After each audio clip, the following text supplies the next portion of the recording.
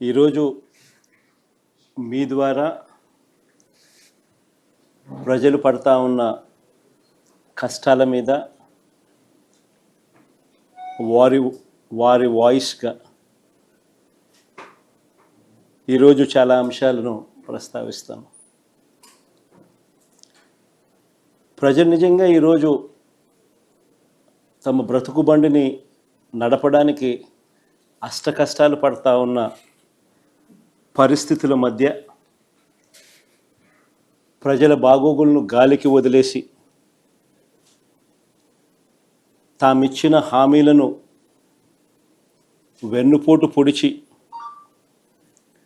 రాష్ట్రంలో ఎక్కడ చూసినా కూడా దారుణమైన అవినీతి దోపిడీ మాఫియా సామ్రాజ్యాన్ని నడుపుతూ ప్రశ్నించే గొంతు ఎక్కడైనా ప్రశ్నిస్తే దాన్ని పాశవికంగా అనగదొక్కుతూ